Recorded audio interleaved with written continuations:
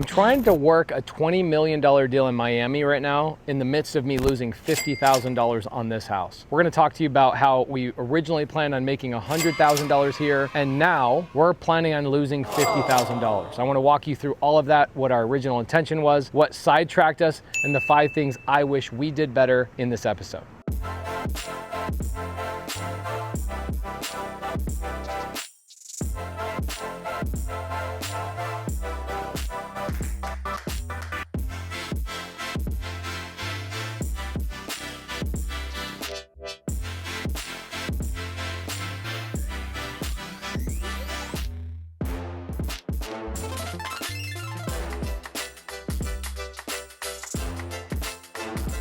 All right, welcome to 316 South Hobson in Mesa, Arizona. We've got this house right here, and as you can see over here, we've got 2 more buildings. It's a duplex right next door. These 2 are already operational Airbnbs. They took way longer than they should have, but not as long as this one did. This house on 316 actually ended up taking us a year to do a 4-month project. And here's a couple of things that happened. We originally planned on fixing and flipping this house, making $100,000 and having a budget of $50,000 to finish the renovation. So we went to myinvestorloan.com. We got the loan on this property to purchase it with cash. And then we went to myinvestorloan.com again to get the renovation money to renovate this house and sell it on the retail market. The problem is this neighbor and across the street neighbor, boom and boom, they ratted us out. They actually tattled on us. They saw us doing a lot of work in this property and they called the city and they said, these guys are doing unpermitted work. And I'm gonna tell you the truth. Do we do unpermitted work? All the time. We do that all the time. In city of Mesa, actually most cities, like even replacing a can light or replacing a hot water heater, they want you to get a permit. Guys, I'm not gonna go pull a permit for that stuff. Are you kidding me? It takes 3-4 months to go get a permit at the city. I'm not waiting.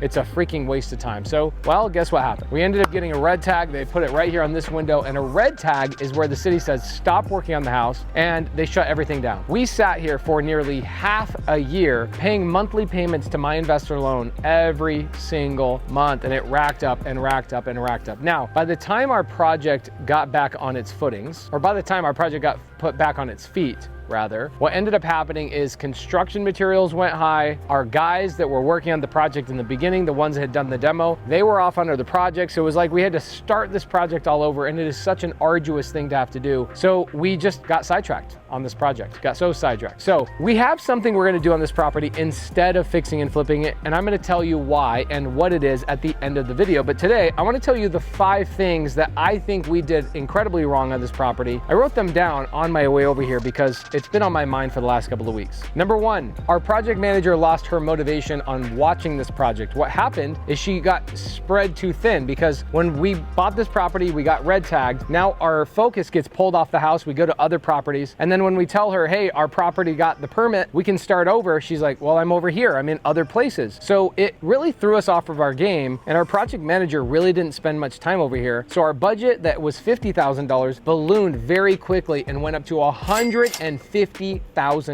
That's number 1. That's the first thing that we did wrong, is we really didn't manage the property properly. Our project manager was pulled off on other things and we took our eye off the ball. Number 2, we got red tagged by the city. It probably would have been smart if we would have just gone down to the city, spent 3 or 4 months getting a permit and spent that time making those payments, because what the city does is the city really punishes you. They want everybody to know that you're a piece of shit. They put a red tag on the thing and they intentionally look at this stack of papers. They go, oh, these people were red tagged. We're not even gonna look at their permit application for like 3 months. In fact, we're gonna make them call us like 8 times before we even look at it. And this might be even the neighbor that called the cops on us. She's driving a PT Cruiser. So what does that tell you? PT Cruiser, it tells you everything about that person. That's number 2, red tag by the city. We should have just gone to the city and done the permit the right way. Number 3, we had too many projects going on. This is the problem when you're running a big machine. You gotta feed the machine. You gotta make sure it's being fed in the front end, and you gotta spit enough stuff on the back end, because that's what pays the bills, is getting houses on the market. So we screwed up. We had too many houses going on. Number 4, we failed to adjust to the new pricing of materials. Over the 6 months we waited for our permits, materials went through the roof. Lumber, windows, everything went through the roof. And when we came back in here, instead of readdressing and reassessing and redoing our budget, we just assumed everything was gonna be 50 grand again. We did it wrong. Now, why did we do it wrong? So if you look at the quality of this house, I didn't need to do as much construction here. We didn't need to do as good of a job here as we did because we were originally planning on doing a fix and flip, but we are going to change our exit strategy based on the market changing. So we didn't really need to spend that extra $100,000. So we screwed up. We should have reassessed before we started the project again. Number 5, the market shifted. The market shifted so big while we were waiting for permits. Guys, in a year, last year, if we would have put this house on the market, we would sold it for $500,000 in one day. Now, a year later, house is $450 and it would sit on the market for 30 days. So everything has changed about this property because we screwed up in so many different ways. So my advice, the cautionary tale here is that you should make sure to take your time on a permit, especially when you're doing a full gut rehab. Sometimes we feel like we're invincible. You know, we've done so many renovations. Sometimes we're like, oh, the city won't notice. And a lot of times, guys, they don't.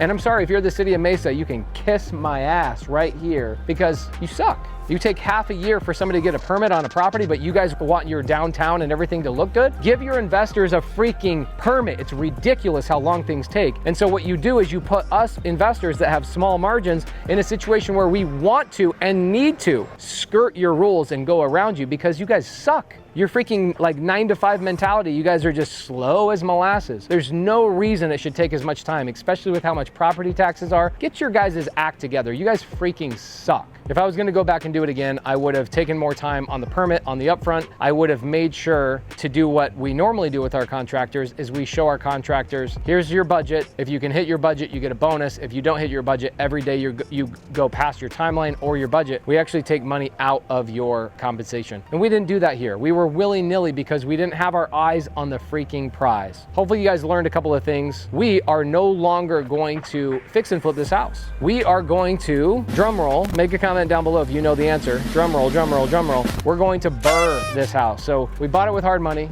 We used hard money to do the renovation. And then what we are now going to do is we're going to refinance it and keep it in the portfolio because we don't want to write a check for $50,000 and walk away from something that took a year of our life. We're going to chase bad money with our good money, and we're going to hold on to this thing for a couple of years. It's probably going to take a couple of years till we get out of it, but at least we will not lose money. We lost time, which is money, but what would you rather do in our situation? Make a comment down below. Would you rather cut a check for 50 grand and walk away from this thing, or would you rather hold this in your portfolio, get the tax benefits, get the cash flow, because this is going to be a rental, and then, hi Molly. Here, let's go talk to Molly. So we'll see you in the next video on YouTube.